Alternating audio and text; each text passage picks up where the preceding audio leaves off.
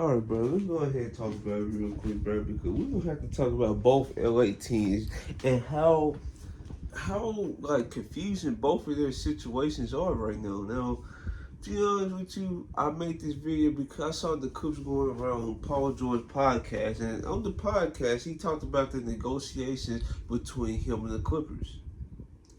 Now we have the bare understanding of like what was like going on behind the scenes.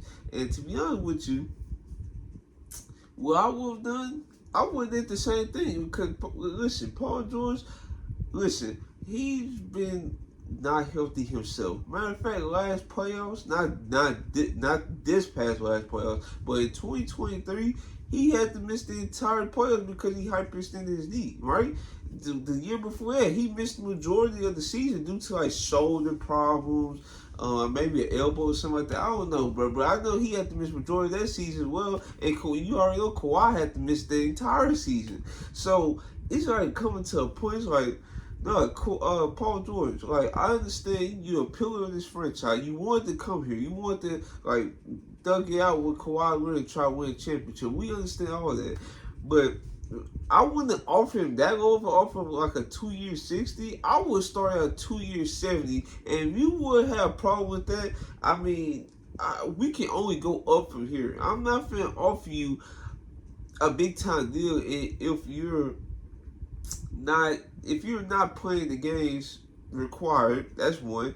Two, when you in the playoffs, your playoff performances are it's just up and down. Like 2020, that was horrible. That was horrible. Now 2021, you gotten better. Like okay, now we see where we headed. In 2022, you came back from the what you call it. You were pretty mid in the play-in, and then you had to miss the final play because I think he was in protocols, right? And then last year he missed the entire playoffs. Then this past year or this 2024, not good. So it's like you're very inconsistent in the playoffs, and then you're not playing enough games necessary to actually garner that type of money. It's like nah, like I'm not finna pay big time dollars. Then the 3 years 150 with the no trade clause. Okay, let's talk about that because I feel like that's the if Paul George felt like he played 74 games, okay, he did play games this year. He played in the playoffs with him and James Harden. I feel like 3 years 150 would have been good for both sides. Now, to be honest with you, him asking for a no trade clause, I'm not sure how I feel about that because yes, Paul George, don't get me wrong, he definitely deserves his money after basically proving himself in the regular season. Now in the playoffs, I can't justify that, but he did play 74 games in the regular season, and he had one great game in the playoffs, one, okay.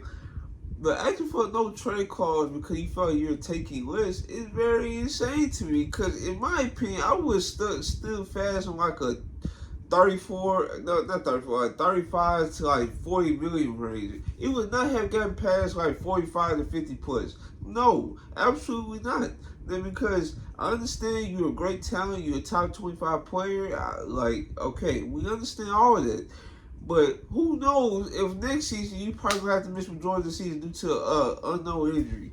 Nobody don't know about that. That's the biggest question mark about Paul George and Kawhi, and you can really say a little bit of James Harden too as of late because this roster was getting old and it was getting more injury prone. It's like nowhere to improve. And then this is going to lead on to my next point, and that's like trading for James Harden. I would think, to be honest with you, like looking back at it, should they have traded for James Harden? Because yes, that was a great deal. Don't get me wrong, that was a great deal with the Clippers pulled off to get James Harden. But the fact of the matter is, now we all know how the CBA works. It was like no reason to trade for James Harden if it wasn't going to guarantee a championship. Like that's crazy because we all know Kawhi Leonard, he's injury prone. Now, he did play games this year, but his knee swelled up on and it just felt like it wasn't getting better, right?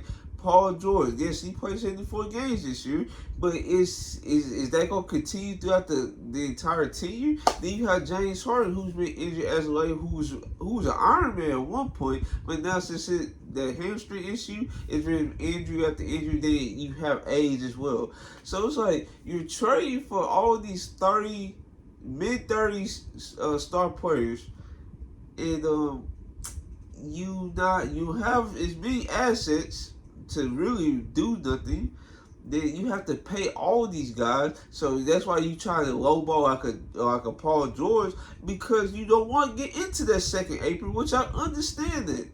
But you shouldn't have traded for James Harden. You shouldn't have traded for James Harden. If anything, you shouldn't even have to. You shouldn't have chose John Wall over Isaiah Hartenstein. Like, but it was these moves like these that was confusing, very confusing. Because if they don't let Isaiah Hartenstein walk, there's no telling what the Clippers could have done in the 23 playoffs or this past year's playoffs, right? Because Zubac, yeah, he's a solid big man, but he's just too slow to move in space. And then when they attack him, they're gonna attack him relentlessly. And then his force on the glass, I don't think it was like there this year either. So it's like, and then you trade for James Harden. Now you really don't have too many wing players on your roster. Don't get me wrong, Robert Covington, he was not season 4 anyways, and Nicholas Batum, who just came back with them, he was actually pretty solid. So, and then you also have a PJ Tucker contract that you have to do something with. So, yes, trade for James Harden, knowing you're going to be a second April team, was not good. They actually have to eat a PJ Tucker contract who lost playing time mid-season and basically parried throughout the whole season because he wasn't season 4. Now you have to take that on for another year, and now you have to find another trade partner to try to take that on, try to attach a draft pick to try to get that up out of here. Just like the Nuggets did with Reggie Jackson and I forgot the other team that did like a Saturday Dome. But yeah, teams like those, you gonna have to attach a draft pick to try to get off a PJ Tucker contract. So, yeah, that was my thoughts on the Clippers. I feel like if they didn't trade for Harden, they kept Paul George as a second option. They kept Kawhi Leonard as the first option, but, you just going to have to run the risk of them being injured. I feel like that was probably, that was a situation that was okay. That was a good situation.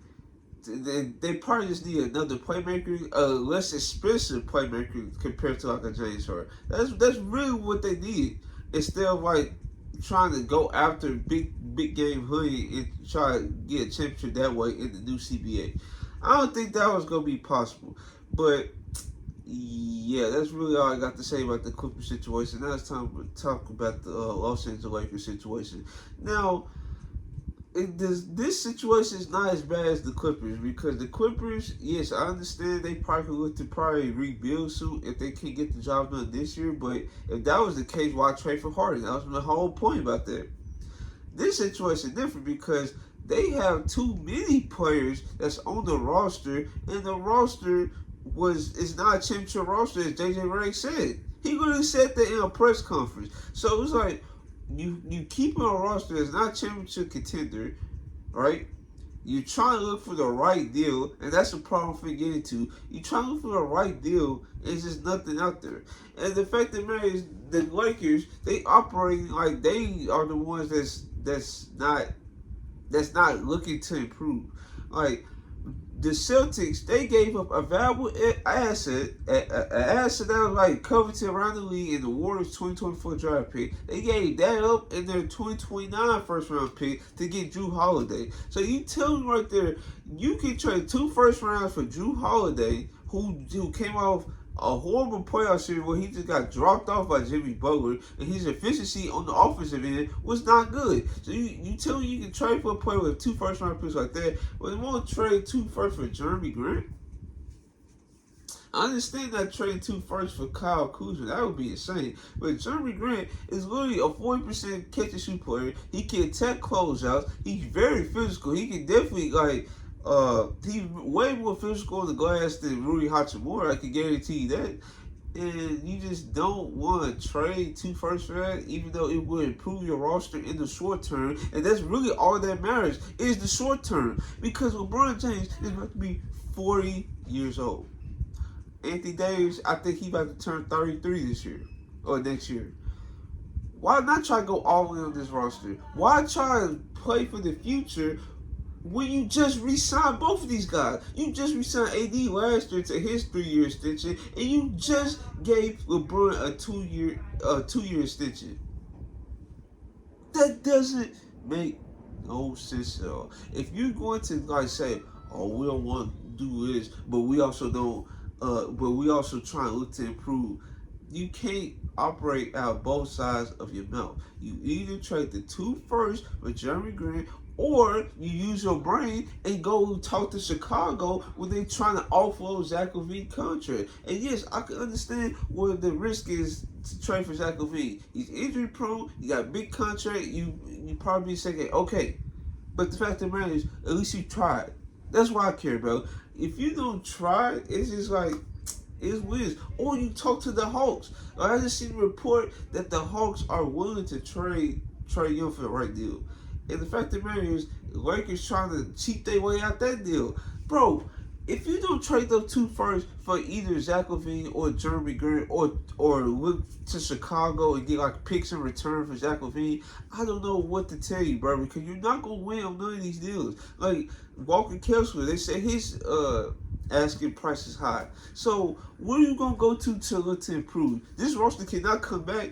JJ Redick literally openly said this is not a championship roster. So if this roster don't improve, how the one you expect fans to expect any type of playoff success with this roster when the coach openly said this is not a championship roster? So yes, please miss me with that, and that's what my thoughts is about both LA situations. Hopefully you guys like, comment, and subscribe. This is your boy Terrell ML.